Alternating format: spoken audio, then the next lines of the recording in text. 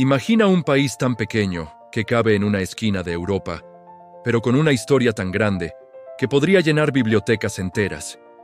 Un lugar donde las montañas tocan el cielo, el mar es cristalino y el paisaje está salpicado por más de 170,000 búnkers de cemento. ¿Por qué hay tantos? ¿Qué miedo tenía este pueblo? Bienvenidos a Albania, la tierra de las águilas. Hoy vamos a viajar desde los antiguos ilirios, pasando por imperios que cayeron, hasta llegar a la dictadura más aislacionista del siglo XX. Prepárate, porque la historia de Albania no es solo fechas y batallas, es la historia de la supervivencia extrema. Si te gusta descubrir el mundo un país a la vez, suscríbete ahora. Hoy empezamos por los Balcanes. Todo comienza hace miles de años. Antes de que existiera el concepto de Albania, estas tierras estaban habitadas por los ilirios. Eran tribus guerreras, valientes y expertas en la navegación. De hecho, muchos historiadores coinciden en que los albaneses modernos son los descendientes directos de este pueblo antiguo, manteniendo una lengua única que no se parece a ninguna otra en Europa. Pero su ubicación era demasiado estratégica. Grecia miraba hacia aquí con deseo. Ciudades como Apolonia se convirtieron en centros de cultura, donde incluso estudió el emperador Romano Augusto. Luego llegó Roma. Las legiones conquistaron la costa, construyeron caminos y conectaron Albania con el corazón del imperio. Pero cuando Roma cayó, llegó Bizancio. Durante siglos, Albania fue el campo de batalla entre el cristianismo oriental y occidental. Esto dejó una huella profunda. El norte se volvió mayoritariamente católico, mientras el sur se inclinó hacia el ortodoxo. Esta división religiosa sería clave para su futuro. En el siglo XIV, una nueva potencia emergió desde el este, el Imperio Otomano. Los turcos avanzaban imparablemente hacia Europa. Y aquí es donde surge el héroe nacional más grande de Albania, Gjergj Kastrioti, conocido como Skanderbeg. Skanderbeg fue enviado como rehén a los otomanos en su juventud. Se convirtió en soldado para ellos, pero luego desertó. Regresó a su tierra y unió a los príncipes albaneses. Durante 25 años, con un ejército mucho más pequeño, logró detener al imperio más poderoso del mundo. Su resistencia fue tan legendaria que, cuando murió, el sultán dijo: Europa ha perdido su espada y su escudo. Sin embargo, tras su muerte, la resistencia se debilitó. Albania cayó bajo el dominio otomano durante casi 500 años. Este periodo cambió todo. Muchos albaneses se convirtieron al Islam para mantener sus tierras y privilegios, creando un mosaico religioso único donde musulmanes, católicos y ortodoxos vivían juntos. Pero a finales del siglo XIX, el Imperio Otomano empezaba a desmoronarse y el nacionalismo albanés despertó. El 28 de noviembre de 1912, Ismail Kemali izó la bandera en Vlorë. Albania era libre, pero la libertad tendría un precio muy alto. Ser independiente en los Balcanes era peligroso. Vecinos como Grecia, Serbia e Italia querían repartirse el territorio albanés. Albania sobrevivió gracias a las potencias europeas que necesitaban un equilibrio en la región. En los años 20 surgió una figura curiosa, Ahmed Zogu. Primero fue presidente y luego se autoproclamó rey Zog I.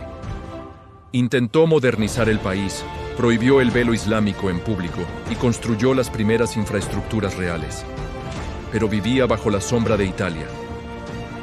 En 1939, justo antes de la Segunda Guerra Mundial, Mussolini invadió Albania. El rey Zog huyó con su esposa, la reina Geraldine, llevándose a su hijo recién nacido en brazos.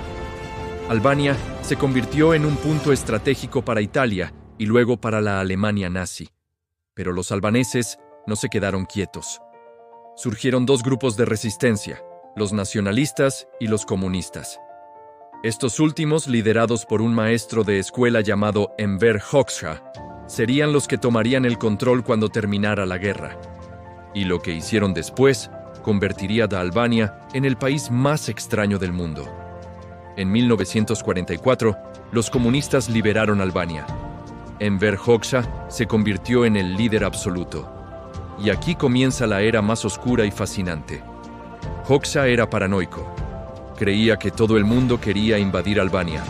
Primero se alió con Yugoslavia, luego con la Unión Soviética, luego con China y finalmente se quedó solo. Rompió relaciones con todos. Albania se convirtió en el país más aislado del planeta.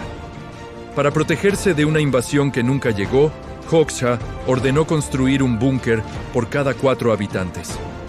Hoy ves esos hongos de cemento en las playas, en las montañas, incluso en los cementerios. Gastó la riqueza del país en concreto armado mientras su pueblo vivía en la pobreza. Prohibió la religión por completo. Albania se declaró el primer estado ateo del mundo. Iglesias y mezquitas fueron destruidas o convertidas en gimnasios y almacenes. No había libertad de prensa, no había elecciones y nadie podía salir del país. Si lo intentabas, te disparaban. Hoxha murió en 1985, pero el sistema colapsó finalmente en 1991. La transición fue caótica. En 1997, el país cayó en la anarquía total debido a esquemas piramidales financieros. La gente perdió sus ahorros, se saquearon los arsenales del ejército y el gobierno cayó. Fue necesario que tropas de la ONU entraran para poner orden. Hoy, esa Albania ha desaparecido. La Albania moderna es una de las sorpresas turísticas de Europa. Esos búnkers que antes simbolizaban el miedo, ahora son cafeterías, museos o refugios para ovejas. Tirana, la capital, ha pasado del gris comunista a edificios pintados de colores vibrantes. La economía crece. La juventud habla inglés e italiano. Y el país es candidato para entrar en la Unión Europea. Sin embargo, las cicatrices permanecen. La emigración sigue siendo alta y la política sigue siendo intensa. Pero si visitas el sur, en la Riviera albanesa, verás aguas turquesas que compiten con el Caribe. Si vas al norte, en los Alpes albaneses, verás una hospitalidad legendaria basada en el Kanun, un código de honor medieval que aún se respeta en las zonas rurales. Albania ha logrado lo imposible: sobrevivir a imperios, dictaduras y anarquía. Y hoy sonríe al mundo. De los ilirios a la Unión Europea, pasando por los búnkers de Hoxha. Esta es Albania.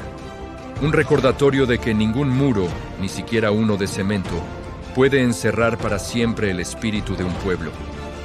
¿Qué país te gustaría que cubramos mañana? ¿Algún vecino de los Balcanes o nos vamos a otro continente? Déjamelo en los comentarios. No olvides darle like si aprendiste algo nuevo hoy.